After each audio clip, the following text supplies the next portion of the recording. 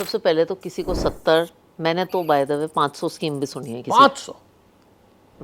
आप पूछिए मत। मैंने एक ऐसा पोर्टफोलियो अभी लिखा है जहां इंसान 27,000 की एसआईपी कर रहा है 31 फंडों में। 31 एसआईपी मैंडेट्स जाने हैं, तो ये तो पागलपन है। सो आई डोंट थिंक किसी को ये करने की ज़रूरत है। आई थिंक अगर आपको अपना पहला निवेश करना है और आप रीजनेबली रिस्क आपके पास है, 2-3 फंड की कैटेगरीज है। Like I always say Bombay Delhi में तो हज़ारों रेस्टोरेंट हैं, आप सब में जाके खाना खाते हैं? नहीं खाते ना, इंडाइजेशन हो जाएगा। 3-4 आपके रेगुलर होंगे। तो ऐसे ही आपकी कैटेगरीज हैं।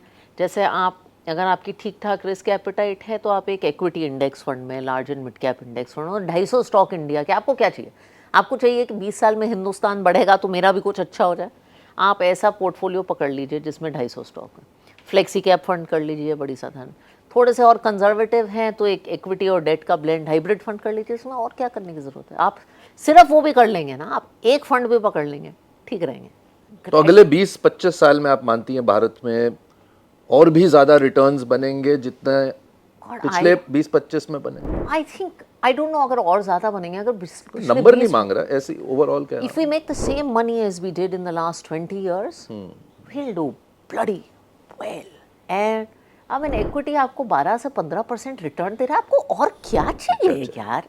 उसमें भी हम खोजते हैं कि 15-16 कैसे हो जाए। आज तो 15-16 तो बहुत बुरा शब्द है, आजकल तो लोग 50 चाहते हैं। 50, हाँ।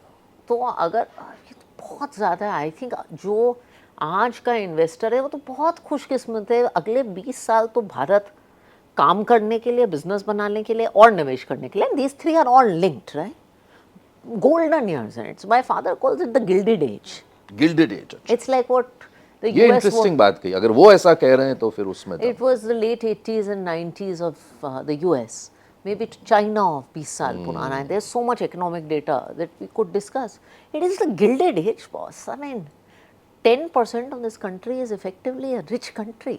Look at the lives we are living. I always say कि मेरी ज़िंदगी का 40 साल की ज़िंदगी का बेस्ट फैसला till date was moving back to India in 2009. I haven't made a better decision.